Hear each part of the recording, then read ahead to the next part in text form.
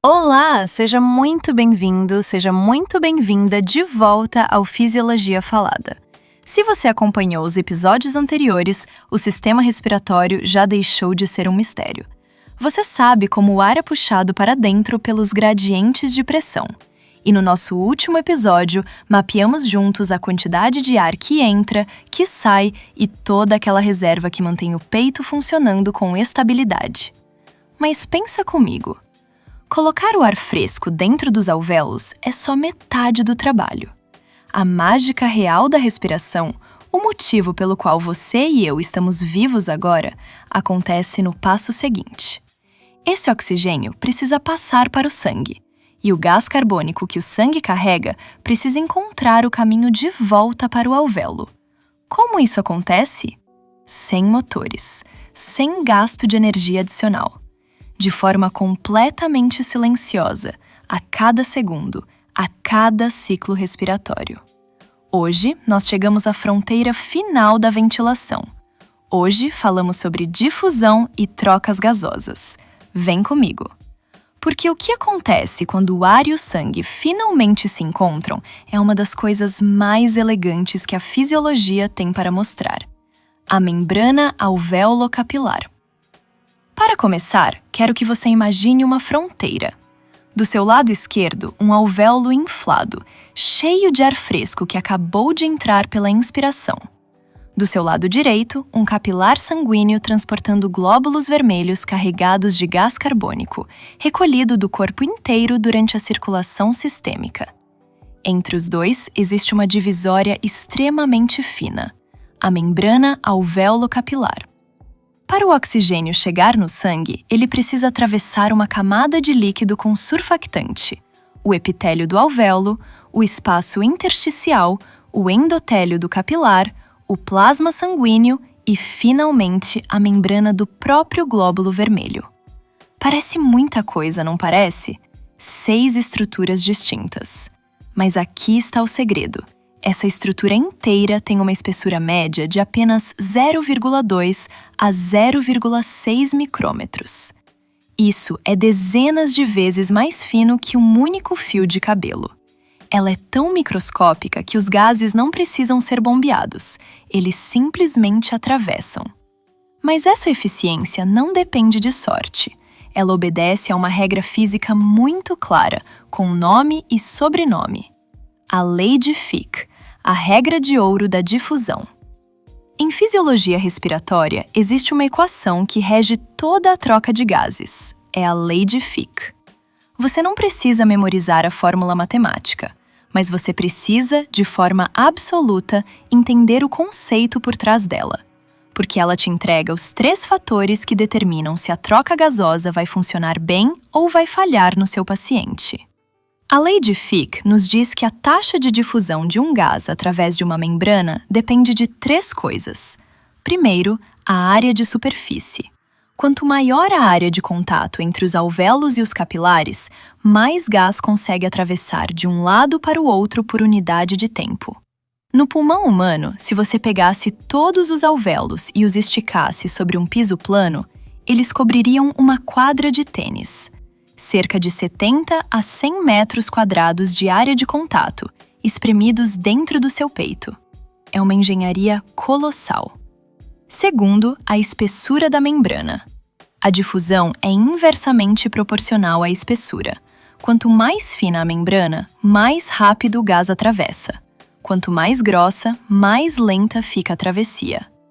Terceiro, o gradiente de pressão. Os gases não têm motor próprio. Eles se movem de onde estão mais concentrados, onde a pressão é maior, para onde estão menos concentrados.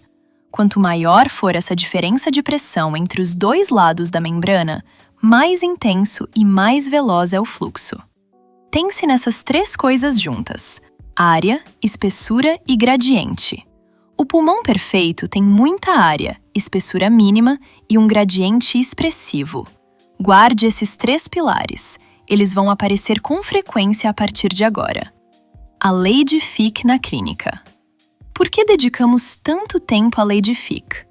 porque toda doença respiratória que compromete a troca de oxigênio ataca justamente um desses 3 pilares. E quando você entende qual pilar foi comprometido, você entende o mecanismo da doença, não apenas o nome dela. Veja como isso funciona na prática. Imagine um paciente com enfisema pulmonar. O que acontece no parênquima pulmonar? Os septos que separam os alvéolos são progressivamente destruídos. Alvéolos pequenos se fundem em grandes bolsões de ar inúteis. Qual pilar foi atacado? A área de superfície. Menos alvéolos funcionantes, menos quadra de tênis. O oxigênio não encontra espaço suficiente para realizar a travessia. Agora olhe para um paciente com edema agudo de pulmão, ou com uma pneumonia extensa, ou com fibrose pulmonar avançada. Nesses casos, líquido ou tecido cicatricial se acumulam no espaço intersticial, na espessura da parede alveolar. Qual pilar foi atacado? A espessura da membrana. O oxigênio tem uma distância maior para percorrer. A travessia fica mais lenta. E como o oxigênio já tem dificuldade de difundir em condições normais, qualquer aumento de espessura tem impacto imediato. Por último, pense em alguém escalando uma montanha de altitude extrema. O ar está rarefeito, a pressão atmosférica é baixa. A quantidade de oxigênio por litro de ar é muito menor. Qual pilar foi atacado? O gradiente de pressão. O empurrão que normalmente impulsiona o oxigênio para dentro do sangue enfraqueceu. A travessia fica comprometida mesmo com uma membrana intacta e uma área preservada. Área, espessura, gradiente.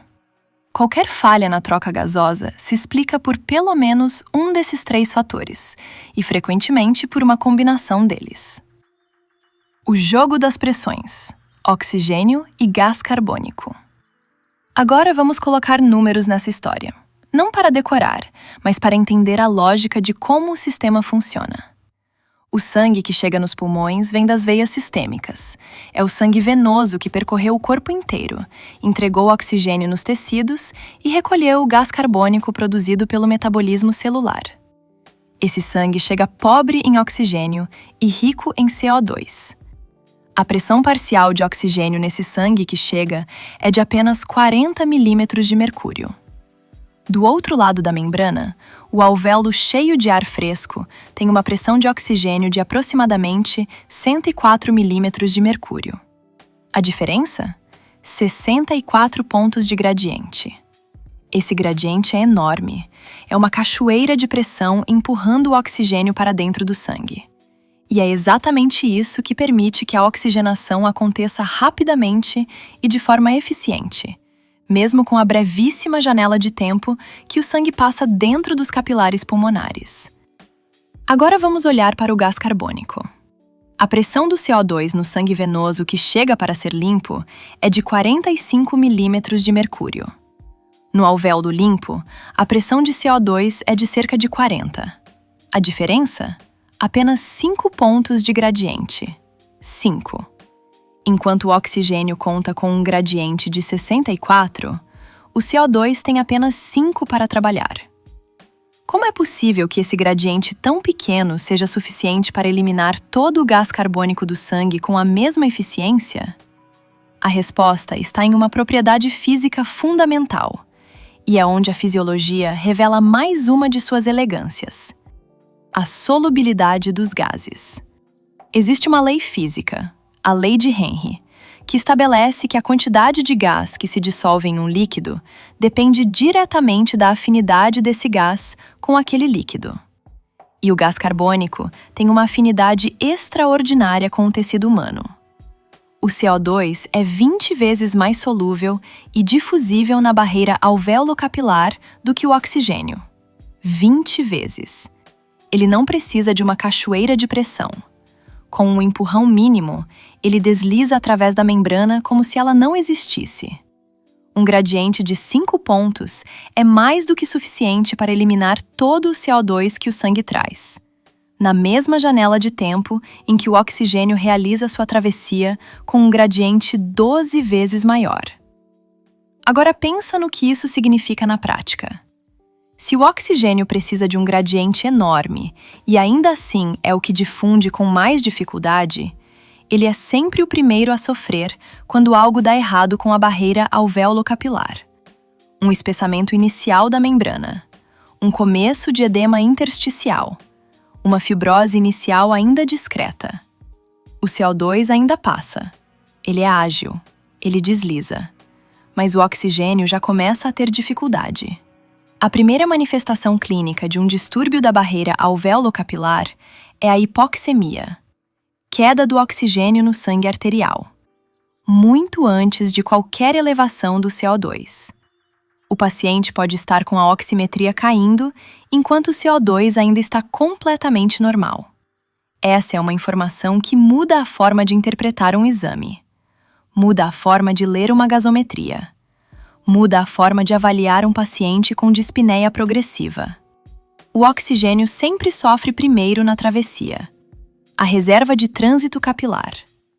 Há ainda um último componente que precisamos considerar para fechar o raciocínio sobre a difusão: o tempo. O sangue não passeia pelos capilares pulmonares com calma. Ele passa em alta velocidade. Em repouso, cada glóbulo vermelho permanece dentro dos capilares pulmonares por apenas 0,75 segundos, 3/4 de segundo. Esse é o tempo disponível para jogar fora o CO2 e carregar o oxigênio. Parece muito pouco, e é muito pouco. Mas aqui está a margem de segurança que o sistema construiu. Com aquele gradiente enorme de 64 pontos, o oxigênio consegue equilibrar completamente as pressões entre alvéolo e capilar em apenas 0,25 segundos. 1/3 do tempo de viagem. O glóbulo vermelho já está completamente carregado de oxigênio antes de chegar na metade do percurso. Os outros 2/3 da viagem são uma margem de segurança. Uma reserva que o sistema mantém para quando a demanda aumentar. E quando usamos essa reserva? No exercício físico. Quando você corre, o débito cardíaco aumenta de forma expressiva. O sangue passa muito mais rápido pelos capilares pulmonares. O tempo de contato cai, de 0,75 para quase 0,25 segundos. Mas tudo bem, a reserva estava lá exatamente para isso. O oxigênio ainda consegue carregar o sangue completamente antes de o glóbulo vermelho sair do capilar. Agora aplique isso na patologia. Um paciente com fibrose pulmonar inicial tem uma membrana levemente espessada. A difusão está mais lenta, mas ainda funciona. Em repouso, com os 0,75 segundos disponíveis, o oxigênio ainda consegue atravessar. A oximetria marca 96%. O paciente parece bem. Mas aí ele se levanta para ir ao banheiro. Faz um esforço mínimo. O coração acelera. O sangue passa mais rápido. O tempo de contato cai. E agora não há margem suficiente. O oxigênio não consegue equilibrar as pressões antes de o glóbulo vermelho sair do capilar. A oximetria despenca. É a clássica dessaturação aos esforços. Um sinal que grita que a barreira alvéolo-capilar desse paciente não tem mais reserva funcional. Que o sistema está operando no limite em repouso e descompensa ao mínimo esforço. Entender o tempo de trânsito capilar transforma completamente a forma de interpretar esse achado. Ventilação e perfusão. Até aqui, falamos da troca gasosa como se o pulmão fosse um órgão homogêneo, como se ventilação e circulação estivessem perfeitamente distribuídas em todos os pontos do parênquima ao mesmo tempo. Mas não é assim que o pulmão funciona na vida real. O pulmão tem regiões, e essas regiões não se comportam de forma idêntica. Em posição vertical, a gravidade faz com que o fluxo sanguíneo seja maior nas bases pulmonares do que nos ápices. O peso da coluna de sangue empurra mais circulação para baixo. A ventilação também não é perfeitamente uniforme, mas segue uma distribuição um pouco diferente da perfusão. O resultado é que nem todo alvéolo ventilado recebe circulação proporcional. e nem toda a circulação passa por alvéolos ventilados de forma adequada. Essa relação entre ventilação e perfusão tem um nome: relação V-Q. Quando ela é ideal, ventilação e perfusão equilibradas, a troca gasosa é máxima. Quando ela está desequilibrada, surgem dois tipos de problema: espaço morto fisiológico. Alvéolos que são ventilados, mas não são bem perfundidos. O ar chega, mas o sangue não está lá para receber o oxigênio. Ocorre um distúrbio de alta VQ, shunt. Sangue que passa pelos pulmões sem entrar em contato com alvéolos ventilados. Ele percorre a circulação pulmonar, mas não troca gases. É um distúrbio de baixa VQ. Em situações patológicas, pneumonias, atelectasias, tromboembolismo pulmonar, esses desequilíbrios se intensificam e comprometem de forma significativa a oxigenação arterial. A relação VQ é um conceito que vai reaparecer repetidamente nos próximos episódios. Mas é importante que você já entenda desde agora que a troca gasosa perfeita exige não apenas uma membrana íntegra. Exige que o ar e o sangue estejam no lugar certo ao mesmo tempo. Chegamos ao fim deste episódio. Vamos reunir tudo. A troca gasosa acontece na membrana alvéolo-capilar, uma estrutura com menos de 1 micrômetro de espessura que separa o ar dos alvéolos do sangue dos capilares. Ela obedece à lei de Fick. Quanto maior a área, quanto menor a espessura, e quanto maior o gradiente de pressão, mais eficiente é a difusão. O oxigênio conta com um gradiente de 64 pontos, enorme, e ainda assim é o gás que difunde com mais dificuldade. Qualquer comprometimento da membrana afeta o oxigênio primeiro. O CO2 tem um gradiente de apenas 5 pontos, mas é 20 vezes mais solúvel. Ele atravessa facilmente com pouco esforço. O sangue passa pelos capilares em 3/4 de segundo. O oxigênio completa a travessia em 1/3 desse tempo, deixando uma margem de segurança para o exercício e para situações de maior demanda. Quando essa margem desaparece, por espessamento, por redução de área, por desequilíbrio VQ, o sistema começa a falhar. E o primeiro sinal dessa falha é a hipoxemia. Quando você entende a difusão dessa forma, você não vê mais uma gasometria como um conjunto de números. No próximo episódio, abriremos a porta para o transporte dos gases no sangue. E você vai conhecer de perto a molécula mais importante dessa história, a hemoglobina, e a famosa curva de dissociação do oxigênio, que reprova muita gente em prova, mas que vai se tornar completamente intuitiva para você. Obrigado pela companhia em mais um episódio do Fisiologia Falada. Até lá!